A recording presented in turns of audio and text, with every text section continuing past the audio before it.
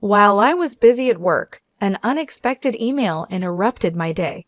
It was from my husband Jack, who calmly confessed over the phone that he had fallen in love with someone else and was planning to start a new life with her. Shockingly, he also mentioned his intention to take the luxury camper van that we had recently bought, a purchase made in my name through a loan.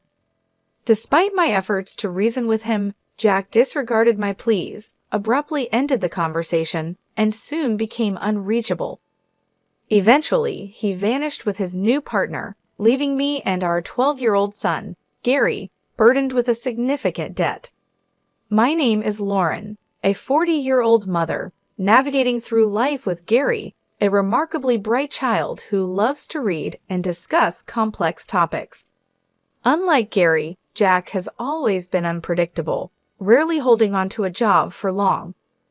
Despite these challenges, he managed to keep a stable income for the past 4 years, which brought a sense of relief to our family's financial stability. Our family, despite its imperfections, had moments of joy and dreams of making lasting memories together. One of these dreams involved purchasing a $55,000 camper van to explore and create adventures as a family. Unfortunately, due to Jack's poor credit history, I had to secure the loan for the van under my name. The day we were supposed to celebrate the van's arrival, I was blindsided by Jack's email, in which he claimed the van for himself, citing the loan was in my name and I would be responsible for its repayments. This abrupt revelation, followed by his confession of love for another woman, left me in a state of shock and uncertainty. At 40, with a son to raise and a sudden financial burden, I found myself pondering our future, unsure of the next steps to take in this unexpected turn of events. What started as a fleeting connection unexpectedly grew serious, prompting Jack to declare his intentions to start anew with someone else and leave our shared life behind.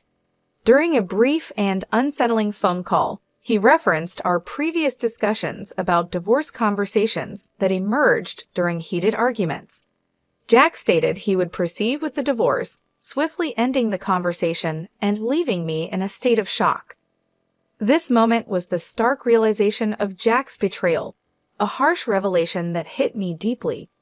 Despite my attempts to reach out to him following this exchange, he remained silent, never responding to my calls or emails. Upon returning home one day, I discovered the drawer where we kept important documents, including our discussed divorce papers, was empty. Jack had taken them. This left me facing the immense financial strain of a $55,000 car loan we had taken together. Amidst this turmoil, my son Gary noticed my distress. His worry became evident one evening when he approached me, his voice laced with concern, asking if I was okay, noting my lack of appetite and the unusual atmosphere at home. Caught off guard by his perceptiveness, I realized I could no longer shield him from the truth. Hesitantly, I opened up to Gary, sharing the painful details of what had transpired. His response was surprisingly mature.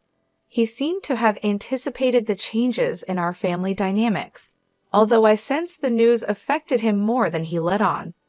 Inwardly, I apologized to him, feeling a profound sadness for the upheaval in his young life. As the days passed, the weight of the situation took a toll on me, both emotionally and physically.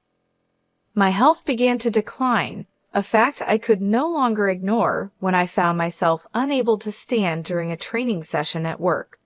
Despite my attempts to reassure my colleagues, I collapsed, my body succumbing to the overwhelming stress. When I awoke, I was in a hospital room, a stark reminder of the toll the ordeal had taken on me.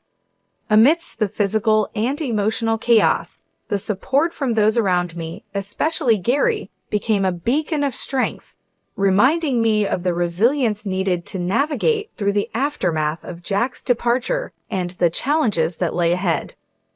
After receiving a concerning diagnosis from the doctor, I was admitted to the hospital for further tests. There, lying in the hospital bed, hooked up to an IV drip and staring at the stark white ceiling, I couldn't help but feel overwhelmed by the situation. It was supposed to be stress from emotional turmoil, yet there I was, feeling utterly defeated. As tears began to flow, my son Gary, who usually maintains his composure, burst into the room, his face etched with worry. His sudden appearance prompted me to quickly dry my eyes. "Mom, what's going on? It's not serious, is it? You're not going to leave me, are you?" he asked, his voice laced with fear. "Of course not, sweetheart. I could never leave you," I reassured him, attempting to mask my own fears. Gary explained how he had been notified by his school teacher about my hospitalization, how shocked and scared he had been. Despite his maturity, he was still just a 12-year-old boy, a realization that steeled my resolve to recover. However, my health situation was more grave than I initially thought. Diagnosed with a serious illness, the doctor recommended immediate surgery. Following the doctor's advice, I underwent the procedure, and a month passed before I was discharged a month since Jack had left us. Upon returning home, I found a demand letter for the car loan payment in the mailbox, a payment that should have been automatically deducted from my account. In a panic, I checked our finances, only to discover that our account, which previously held $30,000, was now almost empty, with just $55.90 remaining. It was clear to me Jack was responsible. The urge to confront him and demand the money back surged through me, but he was unreachable, and without the camper van he took, selling it to recover the funds wasn't an option. The realization that Jack had not only taken the van, but also drained our savings hit me hard. Physically weakened and financially devastated, I felt utterly helpless. Gary, sensing my despair, offered a comforting touch, his hand on my forehead. "You look pale, Mom. Are you okay?" His innocence and concern were touching, yet it pained me to admit the reality. "Physically, I might be fine, Gary, but your father took more than just the car, he took all our savings too. I can't work right now because of my health, and we're out of money. I just don't know what we're going to do," I confessed, the weight of our predicament pressing down on me. Despite the challenges, Gary's unwavering support provided a glimmer of hope. Together, we faced an uncertain future, but his resilience reminded me of the strength we shared as a family, even in the darkest of times. Motivated by my son's determination, I found myself pulling away from the grip of despair. "I see, then I'll find some work too," I declared, bolstered by my 12-year-old son's resolve to contribute by delivering newspapers and looking for work online. It wasn't the time to feel defeated. "Sorry for worrying you, Gary. I can't let myself be weakened by this. I'll shift my mindset and do everything in our power," I said, offering him a reassuring smile. Gary's smile mirrored mine, and then he proposed something wholly unexpected. "Let's figure out a way to get the camper van back from Dad." "How can we do that?" he asked with a spark of resolve in his eyes. "Yes, the camper van is registered in my name, but what can we do about that?" I pondered aloud, intrigued by his line of thinking. Gary then shared an idea so innovative it took me by surprise, an idea I hadn't considered. Despite not knowing Jack's whereabouts, Gary suggested we use technology at our fingertips. Recalling a family hiking trip where we had felt lost, we had bought Gary a kid's cell phone equipped with a GPS app accessible by both Jack and me. With this app, Gary believed we could track Jack's location in real time, a thought that hadn't crossed my mind. But what if we confront him and he manages to evade us again? I questioned, skeptical of our chances in such a scenario. "Don't worry, I've taken some precautions," Gary said, his smile widening with confidence. I was astonished by his foresight. While I was hospitalized, Gary had independently set a plan in motion, uncovering information about Jack's mistress and plotting our next steps with a maturity far beyond his years. "All right, let's show Dad the consequences of his betrayal," I agreed, feeling a newfound strength with Gary by my side. Together, We prepared to face Jack, my son's intelligence and bravery filling me with pride. With Gary by my side, I feel invincible. Let's do this, I thought to myself, ready for whatever lay ahead. 2 days later, my phone rang. It was Jack, sounding desperate. "Ah, it's me. I need your help. The police are questioning me about you, and they might ask me to come to the station voluntarily. Please help me," he pleaded. "Oh, is that so? Just wait a moment," I replied, maintaining my composure. Gary and I quickly headed to the location provided, a forest park near our house known for camping. There we found Jack being interrogated by the police beside his car, his expression a mix of confusion and dismay. The tables had turned. With careful planning and the element of surprise on our side, we were ready to face Jack and reclaim what was rightfully ours, standing united and stronger than ever. I took a deep breath and requested some privacy from the police, suggesting that Jack and I needed a moment to discuss matters privately. With an air of discomfort, heightened by the watchful eyes of bystanders, Jack hastily ushered Gary and me into the car. Inside, we were greeted by the sight of Jack's mistress sitting with an air of defiance, but her presence was the least of our concerns at that moment. "Sorry for the inconvenience, and thank you for coming. But why did the police show up? I'm confused," Jack started, genuinely puzzled by the turn of events. "The reason is simple. I reported the camper van as missing because, in essence, it was stolen," I explained calmly, despite the absurdity of Jack's logic that presumed marital disputes excluded criminal activities. "But we're married. How can it be stolen?" Jack argued, not grasping the gravity of his actions. I reminded him, "You filed for divorce, remember? That means, legally, we're no longer a couple but strangers. Taking a vehicle without the owner's consent is theft." It was Gary, with his sharp understanding, who pieced everything together, prompting a weak justification from Jack that he had only borrowed the van temporarily. "Well, I need my car back now. Handing over the keys would be very helpful," I said, extending my hand towards Jack, who, albeit reluctantly, complied. It was then that Gary, in his straightforward manner, questioned his father's decision to abandon his family for another woman. Caught off guard, Jack fumbled for words, only to be interrupted by his mistress's boastful claim of being the more attractive choice, which she believed justified Jack's departure. Gary's stern rebuke silenced her, turning the focus back on Jack for an explanation. When Jack hesitated, Gary threatened to involve the police again, prompting a hurried admission.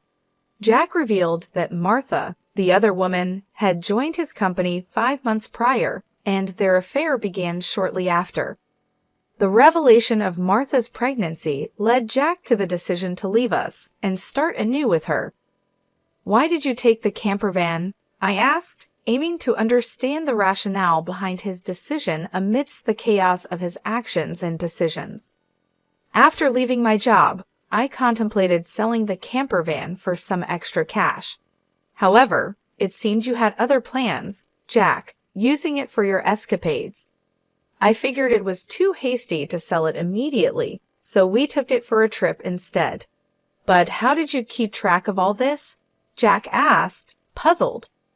I reminded him of the little safeguard we put in place after Gary's fox misadventure during a family hike. "Remember, we bought Gary a child's phone and installed a GPS tracking app. You seem to have forgotten we installed the same app on your phone, so I've been aware of your whereabouts all along." To my surprise, Gary later confessed he had orchestrated getting lost on that hike as a ploy to secure a phone for himself, a revelation that highlighted his cunning and foresight. I had my suspicions about Dad, so I devised this plan to keep an eye on him, Gary admitted, showcasing his adeptness at strategy. "You're quite the formidable child, Gary. I strive never to be the kind of adult who betrays those who matter," without a second thought, Jack said, a trace of realization in his tone. Confronted by the blunt truth from his son, Jack appeared defeated, a stark contrast to the empowered feeling Gary's assertiveness and maturity instilled in me. As a mother, this bolstered my resolve to ensure everything was settled justly. "And about the $30,000 you took from our account," I pressed on, "that money needs to be returned immediately. It was our family's savings." Jack protested, "But we were married. I don't have to give it back." "That's where you're wrong. The money was mine, saved painstakingly from before we were even together. Your history of quitting jobs never really contributed to our savings, did it?" I countered, dismayed yet vindicated to learn how the money was frivolously wasted by Jack and his mistress. It was a moment that cemented my relief over our impending divorce. "So this is how it stands. If you appropriated the van and my savings for your use, that's a criminal offense," I informed him, ready to address the matter legally if necessary. Jack, trying to dismiss the severity, retorted, "I've already sent the police away. It's not their concern anymore, right? I only agreed we would have a discussion." This encounter underscored the stark realities and the necessity of standing firm, ensuring that justice was served for the sake of our family's future and dignity. In the midst of our confrontation, I made it clear that retracting the complaint was out of the question. In fact, I was determined to add the theft of my money to the existing report. Sensing the gravity of the situation, Gary, ever so ready, offered to contact the police immediately using a quick feature on his child's phone. Martha, who had been silently observing our heated exchange from within the confines of the camper van, attempted a swift exit but was met with a startling surprise. Outside, her parents awaited, their expressions a vivid display of rage and disappointment. Her attempt to leave was halted by their presence, and her apologies were drowned out by their furious reprimands. "Why are you here? How did you find out?" Martha stammered, caught off guard. "I took the liberty of contacting your parents in advance," I revealed. This turn of events was made possible by Gary's initiative. During my hospitalization, he had visited Jack's workplace to share our distressing situation. Moved by Gary's genuine distress, Jack's colleagues connected the dots to Martha, leading to the discovery of her parents' address. Jack and Martha's overly familiar behavior had not gone unnoticed at the office, further fueled by compromising photos from the company's welcoming party for new employees. With this information and Martha's known commute from her parents' house, I sought out her parents, shared the ordeal we were enduring, and arranged for them to be present at this pivotal moment. Martha's frustration was palpable as she accused me of betrayal, to which I retorted with my own grievances. The conversation took an unexpected turn when I commented on Martha's noticeably pregnant state, questioning the due date of the baby she was expecting in 5 months.